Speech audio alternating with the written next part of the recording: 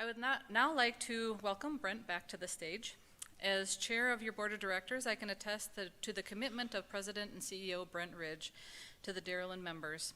Since joining Dairyland almost 3 years ago, he has been an innovative leader and shared many ideas to ensure that Dairyland evolves as our industry and consumers change. I asked Brent to share his message, which highlights today's annual meeting, All In. Brent?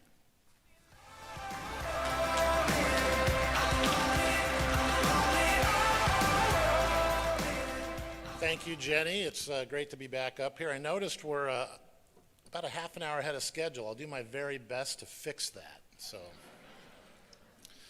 I'd like to start with our core values, our mission, our vision, and of course the cooperative principles. You know, it's critical for us that we do our very best to live to these each day. As I started this morning with safety, I want to begin my presentation today with safety, and really a key improvement initiative for us is our industrial safety performance, both recordable injuries and then the more significant injuries, lost time injuries. When you look back at our history over time, our performance has not been great. Our performance currently does not meet our expectations. We've made significant changes in our human performance tools, our expectations, and our accountability, and we have seen improvement towards our goal. And our first interim goal is to be industry level performance, and then we're going to achieve excellence, which is industry best performance. So we're making progress. Between 20 and 22, our lost time injury rate lowered by 23%, which is a significant 2-year improvement. And then we're currently starting this year off with very good performance, 148 days since our last recordable or lost time injury. And just to put that number in perspective, if you go back to 2016 and you look at a 4-year period, we were having a recordable injury every 22 days on average. Last year, we completed a 280-day run without a lost time or recordable, and we're back at it again trying to beat that. So really good work from our team to change performance. This was what I would call a long-standing cultural issue, organizational issue, and they've been working on it for several years before I got here, making progress, driving things down, but we're seeing significant improvement. So I want to thank the team for that. Let's talk a little bit about asset reliability and diversification. And this sets up the discussion really about the overall challenges we see in our business today, and talk about power plant reliability, but also fuel sources and the diversification of fuel sources. So a couple of pictures on here. First, the picture in the bottom left, that's a picture of a team that worked hard to change a 30-year system operation center from an old analog tile system to the digital jumbotron you see behind them. So 30-year transition, did a great job on the project, finished on schedule and under budget. The stack you see in the center, that is RockGen, and then the power plant you see in the upper right is Elk Mound. And I'll talk a little bit about the performance of those assets. When we purchased RockGen a couple of years ago, we anticipated it to run as a peaking plant. And that means that it would operate fairly infrequently, and it would operate when maybe the system is under its most stress and the renewables have gone away. Well, what we've seen, let's say we assumed the 3 plants would run 60 times a year, let's say when we purchased it. The first year of our ownership, it ran over 400 times. We experienced this year a period where the power plant at RockGen ran 14 consecutive days. This is not a peaking plant. This is turning into an intermediate plant. It also provides insight into what's going on into the system with with coal plant closures. What's going to fill that gap? We have a graph coming up, and it isn't going to be currently wind and solar or storage. It's going to be natural gas. And so the reliability of our system is critically important. And right now we have wind, hydro, solar, coal, and natural gas, and that diverse portfolio has helped us out.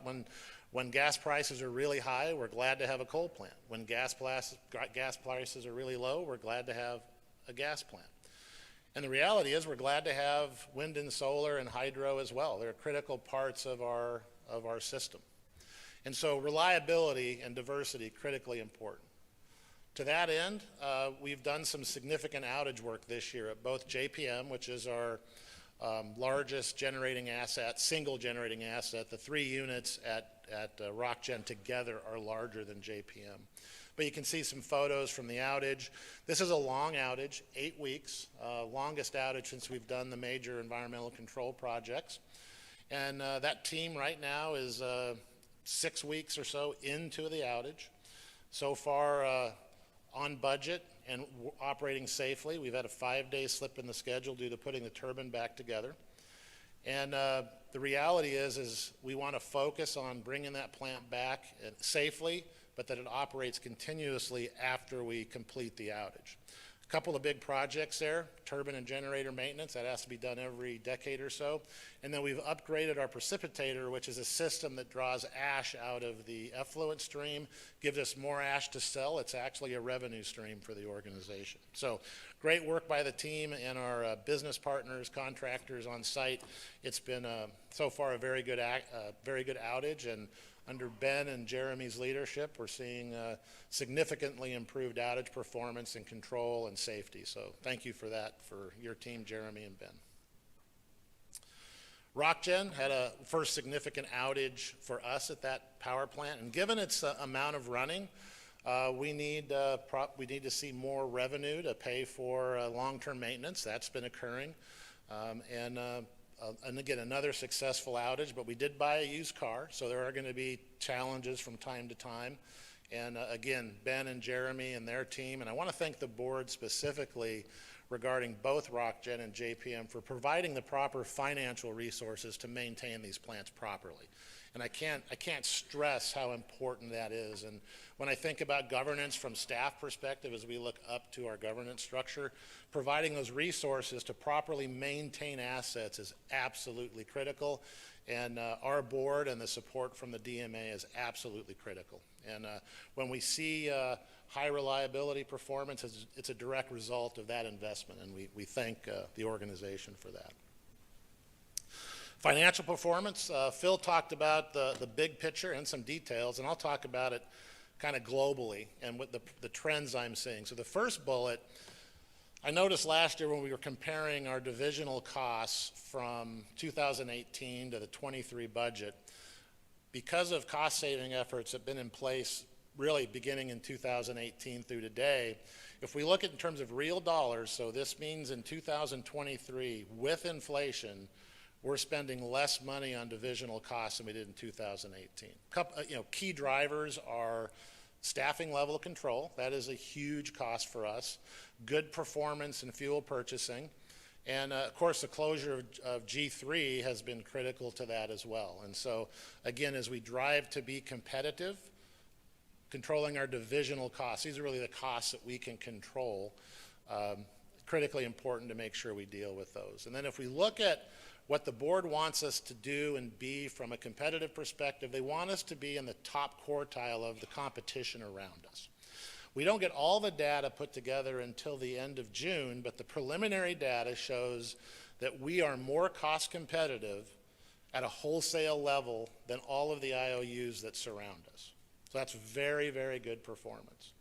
And last year at strategic planning, the board set a directive, set a strategic mission and a target that said we will be in the top quartile from a cost perspective. That is our goal. And again, we don't have the final data yet, but it's looking good that we will achieve that goal. And we'll keep you posted. In July, we'll let the organization know where we did. And then we also had a milestone. You see the picture on the right. That is what the La Crosse boiling water reactor looked like in 2010. Right now, it's a flat, grassy field right now. And we also completed officially the decommissioning, and the NRC license transfer from La Crosse Solutions to Dairyland was completed. So that's another big deal for us, and now we're going to just begin getting reimbursed for our spent fuel facility, and then we'll sort of put the past nuclear chapter behind us, and then we'll talk about the potential for a nuclear future. So this map was shown in a different form previously. This shows our members. This shows our generating assets that include the diverse portfolio of wind, solar, hydro, gas, and coal. It also shows now, and this is different than last year, it shows our municipal customers, our power supply customers, and you'll see our A, B members, our Class D municipals, and our power supply customers, and you can see the number added in eastern Wisconsin as of January 1st. We went from 17 municipal power supply customers to 27. That growth of revenue outside of membership is critical. It provides margin and coverage for overheads that you don't have to pay otherwise, and so we see it being additive to the benefit of Dairyland members from a financial perspective. And of course, working with policymakers are critical, and I'm on a few of these pictures, but Joyce, Amanda, Ben, John Carr, and others have all reached out into DC, Madison, Iowa Capitol, St. Paul, Springfield to help us work policy. And then I want to give a special thanks to John Carr, who went to Congress and spoke to the Committee on Natural Resources on permit reform, which is critically affecting Dairyland, and frankly, it's costing us money and time, and I'll talk about that in a few slides. But thank you, John. Did a wonderful job, and kind of a lesson for all of us on how to testify to Congress in a professional way. So thank you, John. Let's give John a round of applause for that.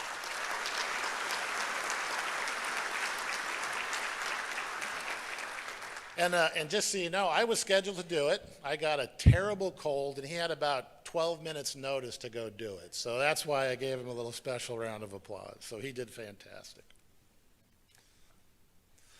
A cooperative principle for me that's critically important is care for our communities. On October 4th, we're going to have a cooperative day of service, which many of you will be involved in. And this will be an annual event where we start to ensure that we don't just focus on the area in which our home office is or other offices are, but we spread the Dairyland cooperative principle of care for community out there. And you can see a number of things that we've done in the community to support folks. Next year, you're going to see pictures of us supporting you and your members in your territories on that particular cooperative principle. And then, of course, people. When I'm asked what business I'm in, I say I'm in the people business. I'm not in the utility business. Without the people, the 90-plus staffers here today, without the people in these photos, we don't get anything done. Everything we do is driven by a human, driven by a person that's on our team. They're critical teammates that we care about, that we belong together, that we enjoy being with. And we care about their safety and their well-being, and we care about their families. And their families make commitments for us. When you see people out in the snow in the middle of the winter working on outages, there's a family somewhere sacrificing time. And we truly do appreciate that. I have one goal from the board, and that's sustainability. And the key components of sustainability are these four pieces. I already talked about we're in the people business, so people first is critical. We also have to develop safe, reliable, and predictable delivery of electricity. So that means our power plants are diverse, our power plants are safe, our transmission system is safe and reliable. We've got to be cost competitive. I talked about that previously. Safety is a #1 priority, but when you think about reliability and cost competitiveness, those are absolutely critical as well. We also believe as a system that we should be methodically reducing carbon. But we're not going to do it we're going to do it without sacrificing reliability. We're going to maintain safety and reliability. And I'll talk a bit about that in coming slides. So kind of talked about the year in the past. Now I'm going to talk a little bit about the future and the challenges that we're facing with this clean energy transition. And Dairyland's been transitioning long before I got here. Many closures of coal plants prior to my arrival. And so we have been in that transition. I applaud the organization for doing it in a methodical way, always maintaining a diverse portfolio and a reliable portfolio. But what's in front of us now? So I've got a couple of slides that show the actual mountain we have to climb with in terms of replacing fossil fuels. So this is real-time data from December 19th to the 25th. The green is wind on that day, and there is a yellow solar, I call it a blippy on the bottom. Hopefully the screen's big enough you can see it. But that's the solar occurring during those weeks. And on that day, 107,000 megawatts in MISO, and you can see the massive amount of energy coming from fossil fuel. And so the question right now is, do we transition to a fossil fuel-free grid by 2030, by 2040, by 2050, by 2080? We can all come up with numbers, but the reality is when you see that lavender portion of the graph, that is a gigantic hill to climb, while maintaining safety and reliability. So this is winter. And let's look at summer. So summer, we see even a larger peak. We see more solar, but less wind. And then think about adding all the electrical vehicles that will probably charge at night, which will take that evening trough and drive it up. And so the solar will be away in the night, so then we're relying on storage. And so again, as bad as the winter looked, the summer represents even maybe a greater challenge. And so while this was June of 22 and we looked at December of 22, let's look at today. So today, nice day, mild, not particularly hot, 72,000 megawatts of energy. Now this is in the entire MISO system from Manitoba down to Louisiana. And we have a little bit better renewable mix up here in the north.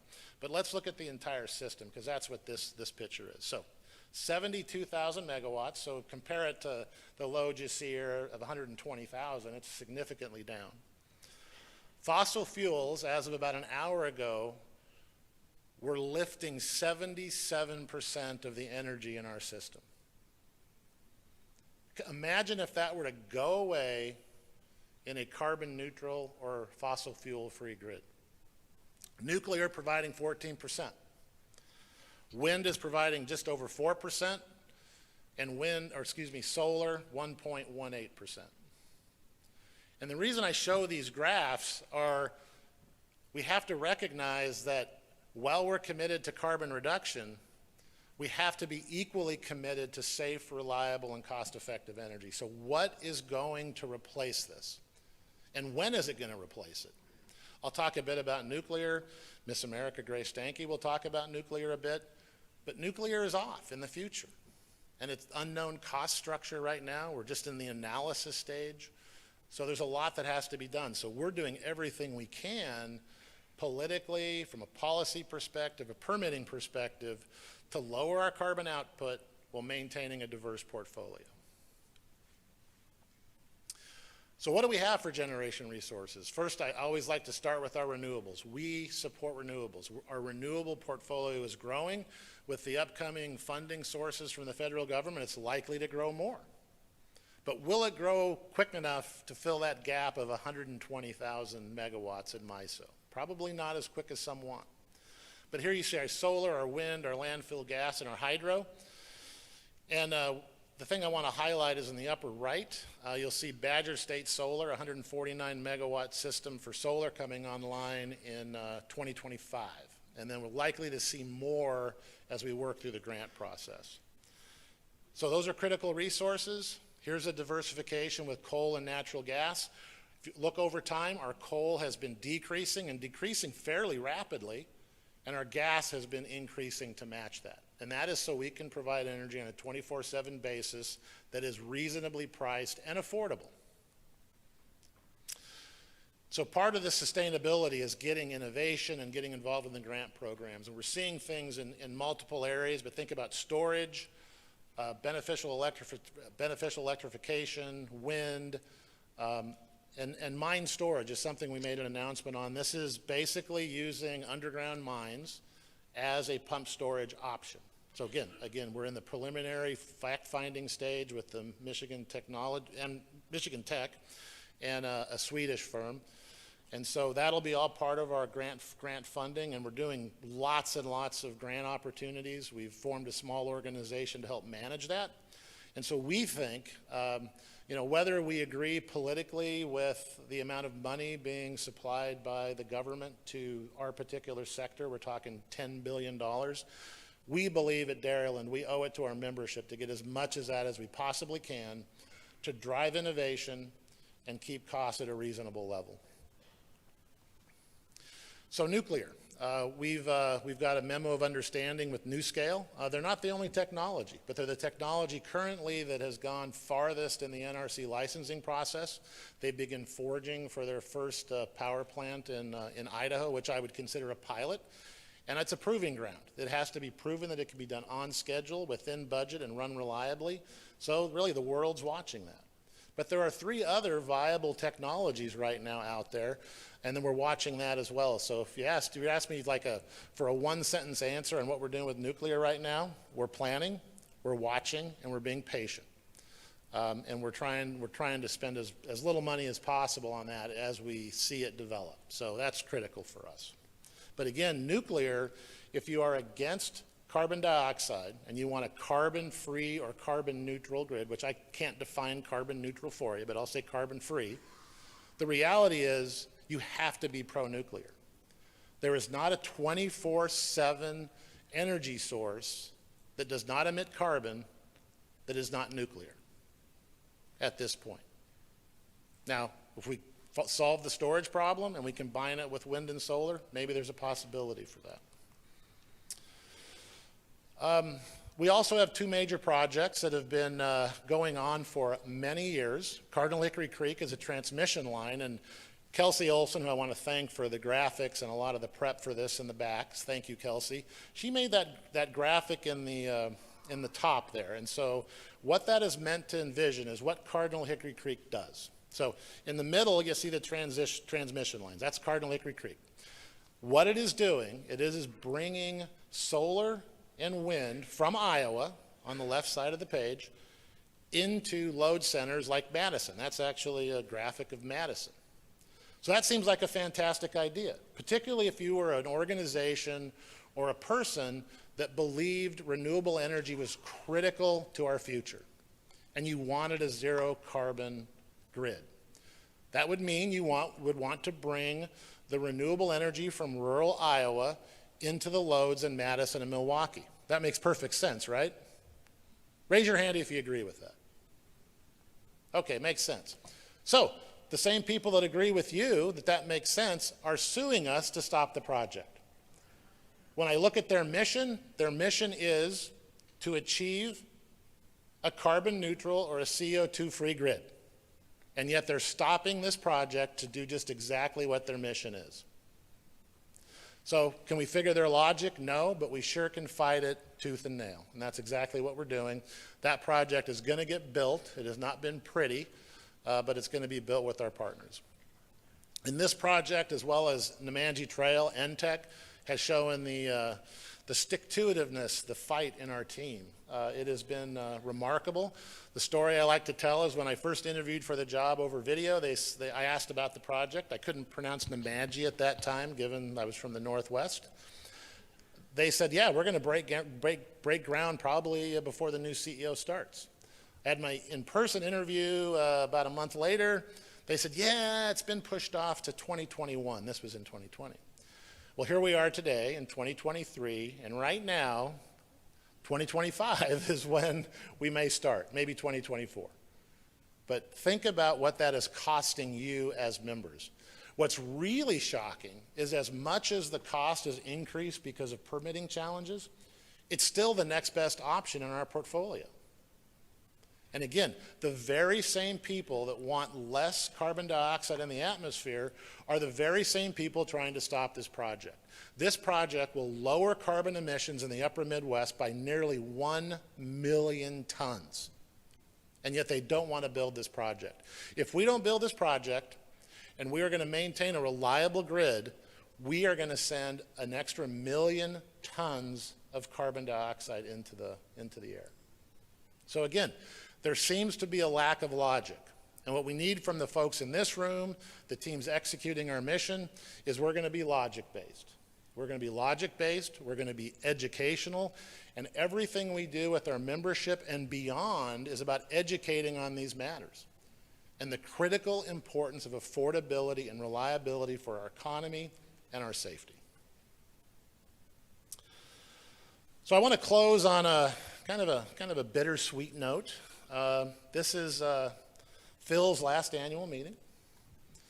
It is It is just a few weeks until Phil rides off into the sunset. And I want to acknowledge everything that he has done for Dairyland over his 20-plus years here. But I want to specifically focus on what he's done for me. When I came to work here, I was doing some online research and looking at some pictures, and I told my wife, I actually looked at there was a photo on Facebook. Oh, I think it might be the one in the kind of the middle left. He's in a black shirt. And I came to my wife and I said, I'm not sure the CFO is old enough to drink. Turned out he was. And I didn't quite understand the drinking rules in Wisconsin for children, but with Phil and the entire executive team, I got tremendous support. And what I like about Phil, he was the first person to push back on anything. He would agree if he agreed, but if he didn't agree, he would tell me, and that's critically important. So when I think about Phil's contribution to Dairyland, I think it mirrors his contribution to me personally. And I can't thank Phil enough for everything that he's done for me, getting me settled into this culture, giving me historical perspective, advice on changes he would like to see that he thinks we should implement. He has always been a trusted confidant, a clear communicator, and someone that I respect as much as anybody that I have ever respected in my life. And Phil, I am going to miss you. You have done a fantastic job preparing April. And I got to tell you a story about Phil about his selflessness. So he had a particular date for retirement. Some things happened that we needed to delay that, and it was better if he hung around a while longer and continued development and turnover, and he did it. And he delayed his retirement for several months to make sure that we kicked off right with April. And because of Phil's effort, we are going to see a seamless transition to a new CFO. And I know you've been applauded a few times today, but we're going to do it one more time, Phil. Thank you so much for everything you've done for me and for Dairyland over the years. Thank you very much.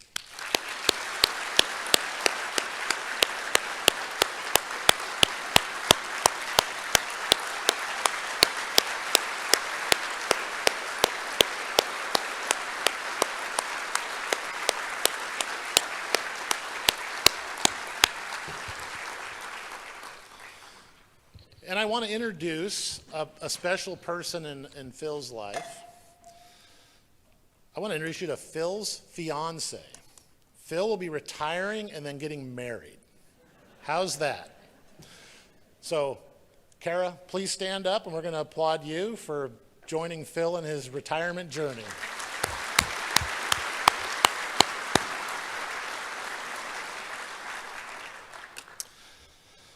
Oh, Phil, that was tough, I'll tell you. You're one heck of a guy, let me tell you. All right, let's move into our People Power Awards. We did this